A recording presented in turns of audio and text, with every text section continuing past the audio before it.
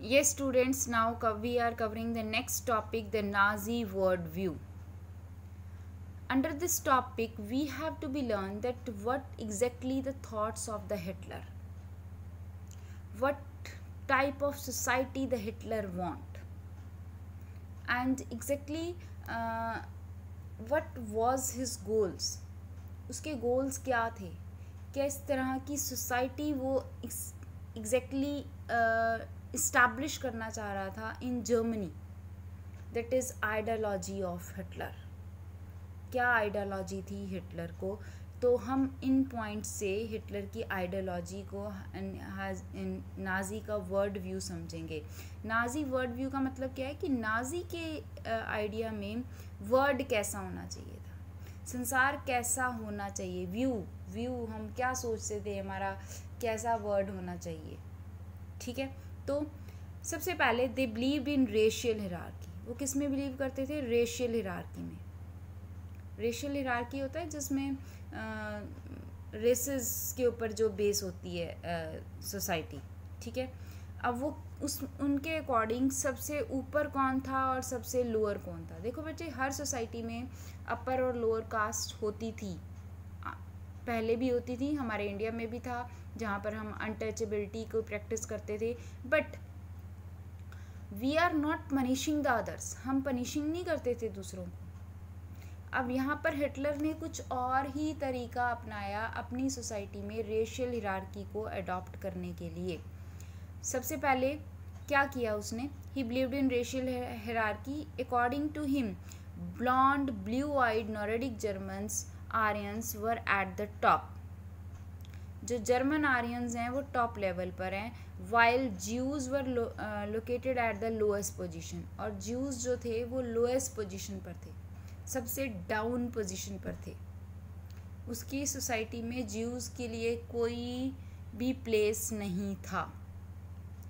The views were derived. अब उसकी views किन थ्योरीज पर डिपेंड कर रहे थे? They are depend on the theories of Charles Darwin and Herbert Spencer.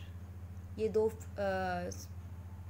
Philosophers थे, साइंटिस्ट थे, जिनके थ्योरीज पर उसका जो मेन जो क्राइटेरिया था वो डिपेंड कर रहा था, जिनसे वो इंस्पायर्ड था.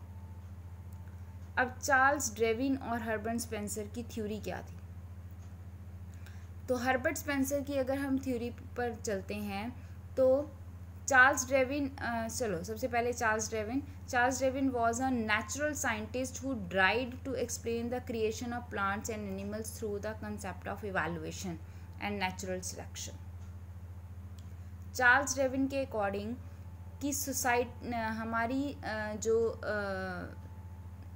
अर्थ है या हमारा जो इन्वायरमेंट है, इसमें प्लांट्स और एनिमल्स का जो कंसेप्ट है वो नेचुरल सिलेक्शन के पॉइंट पर चलता है. इवैल्यूएशन एंड नेचुरल सिलेक्शन के, कि नेचर जो है वो धीरे धीरे अपने आप ही अपने टाइप ऑफ प्लांट्स और एनिमल्स को सिलेक्ट करती जाती है. क्योंकि हमारे इन्वायरमेंट में क्या होता है कि कुछ एनिमल्स या प्लांट्स डाइड हो जाते हैं, ख़त्म हो जाते हैं, if they are not fit according to the environment. कि अगर वो अपने आप को इन्वायरमेंट के अकॉर्डिंग नहीं चला पाते तो वो धीरे धीरे डिक्लाइंड हो जाते हैं. ये हम सबको पता है. ठीक है, पर वो नेचर है, वो एटमॉस्फेयर है, वो अपने आप को अगर एटमॉस्फेयर के अकॉर्डिंग नहीं ढाल पाते तो वो डिक्लाइन हो जाते हैं. ठीक है, बट यहाँ हर्बर्ट स्पेंसर की क्या बिलीव थे? पहले हम दोनों की थ्योरीज को डिस्कस कर लेते हैं. चार्ल्स डार्विन की थ्योरी तो ये थी कि नेचुरल सिलेक्शन प्लांट्स और एनिमल्स की बाय नेचर होती है. ठीक है, अब हर्बर्ट स्पेंसर के according survival of the fittest, कि जो सबसे फिट है, जो सबसे स्ट्रॉन्ग है वो ही रहता है, अदरवाइज सब खत्म हो जाते हैं. This is true. अगर हम सोसाइटी में फिट हैं, हम स्ट्रॉन्ग हैं तो हम ज़्यादा देर तक सर्वाइव कर पाएंगे. बट अगर हम स्ट्रॉन्ग नहीं हैं तो हम धीरे धीरे ख़त्म हो जाएंगे. ठीक है, Nazi argument was simple that the strongest race would could survive and weak ones would perish. Nazi का आर्ग्यूमेंट क्या था? कि स्ट्रॉन्गेस्ट जो रेस है वो सर्वाइव करेगी और जो वीक हैं वो धीरे धीरे ख़त्म हो जाएंगे. Now Hitler believe that new territories had to be acquired to enhance the area of the mother country. Hitler क्या बिलीव करता था कि new territories had to be acquired, कि न्यू टेरिटरीज़ को हमें एक्वायर्ड करना है ताकि हम अपनी मदर कंट्री को इंक्रीज़ कर सकें, इन्हांस कर सकें। This would increase the material resources and power of the German nation. और इस तरह से वो मटेरियल रिसोर्सेज को इंक्रीज़ कर सकेगा, जर्मन नेशन की पावर को इंक्रीज़ कर सकेगा। ठीक है, मतलब मेनली वो क्या चाहता था कि मैं अपनी जर्मनी की टेरिटरी को इंक्रीज़ करूं, और इसीलिए उसने फॉरेन पॉलिसी में अपने आप की लड़ाइयाँ लड़ी और ऑस्ट्रिया, जर्मनी और जो अपने नियर बाय कंट्रीज थे उनको इंटीग्रेट करने की कोशिश की। ठीक है, अब उसका मेन जो आइडिया था दैट इज़ लिविंग स्पेस, कि रहने के लिए क्या चाहिए, स्पेस। तो हमें क्या एक्वायर करना है, स्पेस। और इस स्पेस को एक्वायर करने के लिए उसने नियर बाय कंट्रीज़ को अपने अंडर लाने की कोशिश की। ठीक है, तो ये थी हिटलर आइडियोलॉजी, ये हिटलर के व्यूज़ थे regarding the what, regarding society. Society में आइडियोलॉजी के अकॉर्डिंग उसने क्या पढ़ा, उसने क्या देखा कि जो mainly Germans at the top level and Jews at the lowest level. He was inspired by Charles Darwin and Herbert Spencer. Charles Darwin के अकॉर्डिंग नेचर चेंज होती रहती है, ठीक है, और हर्बर्ट स्पेंसर के अकॉर्डिंग फिटेस्ट, जो फिट है वो सरवाइव करेगा। और वो ऑल्सो उसका कंसेप्ट क्या था, लिविंग स्पेस, कि रहने के लिए क्या चाहिए, जगह। और उसने इन तीनों पॉलिसीज़ को फॉलो किया। फिटनेस को सरवाइव करवाया, आर्यंस जर्मन्स उसके अकॉर्डिंग फिटनेस थे, ठीक है। लिविंग स्पेस के लिए उसने लड़ाइयाँ लड़ी और एरियाज़ को कॉन्कर्ड करना स्टार्ट किया। ठीक है, now we will learn that how Hitler establish the racial state. अब हम मेनली लर्न करेंगे कि हिटलर ने रेशियल स्टेट को किस तरह से इस्टेब्लिश किया। रेशियल स्टेट मीन्स जो वो रेशियल, जिसके अकॉर्डिंग कि जर्मन्स हाईएस्ट लेवल पर थे और ज्यूज़ लोएस्ट लेवल पर थे। अब उसने उस पॉलिसी को किस तरह से इस्टेब्लिश किया, किस तरह से लागू किया। ठीक है, दैट इज़ रेशियल स्टेट। तो बच्चे मैं आपको बता दूं कि रेशियल स्टेट को इस्टेब्लिश करने के लिए हिटलर ने क्या किया। हिटलर ने इसके लिए सबसे ज़्यादा जो वर्क किया that is to eliminate the Jews from the society. Jews को धीरे धीरे एलिमिनेट करना स्टार्ट किया। उसके लिए भी ना उसने एक पॉलिसीज़ रखी थी कि पहले उनको बाहर निकाला गया, उनको कहा गया कि अपने एरियाज़ को छोड़ दो, फिर धीरे धीरे कंट्री से बाहर निकालने की कोशिश की गई, और लास्ट में उसने उनको मारना स्टार्ट किया। He started to kill them. ये भी उसकी 1 by 1 पॉलिसीज़ थी। ठीक है, तो फर्स्ट स्टेप उसने क्या किया, after gaining power Nazi began to implement their dream of creating an exclusive racial communist of pure Germans and eliminating the undesirable. Pure Germans की सोसाइटी वो कम्युनिटी इस्टेब्लिश करना चाह रहा था और उसने अनडिज़ायरेबल्स को एलिमिनेट करना स्टार्ट कर दिया। अनडिज़ायरेबल कौन थे, जो कि हैंडीकैप्ड थे, जो ज्यूज़ थे और पोलिश थे, वो सब अनडिज़ायरेबल थे। In the extended empire they try to achieve this in the following manner. उसने ये स्टेप्स लिए। क्या सबसे पहला स्टेप क्या था, Jews were regarded as anti race and arch enemies of the Germans. Jews को एंटी रेस कहा गया और एनिमीज कहा गया जर्मन्स को। उसे किलर्स ऑफ क्रिस्ट कहा गया। और उनको एलिमिनेट करने के लिए उसने कौन से स्टेप्स लिए।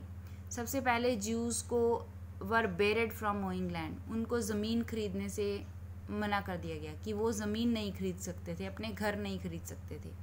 ठीक है, then separately marked areas called ghettos, फिर उन्हें एक डिफरेंट एरिया उनके लिए मार्क कर दिया गया कि आप लोग यहीं रहोगे और कहीं नहीं जाओगे। गेटोज नाम दिया गया उन एरियाज़ को। ठीक है, नेक्स्ट स्टेप क्या था कि often prosecuted through periodic organised violence and explosion from the land from 1933 to 38 to Nazi territories, purposed and segregated the Jew, compelling them to leave the country. 1933 जब से वो डिक्टेटर बना था से 1938 के बीच में उसने ज्यूज़ को यही कंपेल किया कि वो कंट्री को छोड़ जाएं, लीव देम। 1939 to 1945 के बीच में उसने क्या किया, कंसंट्रेटेड इन सर्टेन एरियाज, उनको सर्टेन एरियाज में स्टार्ट किया और फिर धीरे धीरे उन्हें किल्ड करना स्टार्ट किया गैस चैम्बर्स में in Poland. Okay, Jews were not only the community classified as undesirable, सिर्फ ज्यूज को नहीं, इसके साथ साथ gypsies, blacks living in Nazi Germany as well as racial inferiors जो कि सोसाइटी में रेशियल सोसाइटी को नहीं मानते थे, एंड वर वाइडली प्रोसिक्यूटेड। इन सब को उसने मारना स्टार्ट किया, ये सब अनडिज़ायरेबल थे उसके अकॉर्डिंग। उसने उन्हें फिजिकली अनफिट घोषित किया, prosecuted under an euthanasia program. Euthanasia program में वही था, गैसेस के थ्रू उनको मारा जाता था। ठीक है, तो ये था establishment of racial state in Germany. Clear? Now the next topic is racial utopia. Under this we have to be learn that how he established the racialism in Germany. Racialism को उसने किस तरह से इस्टेब्लिश किया, racial उटापिया को, racial society किस तरह से इस्टेब्लिश की गई।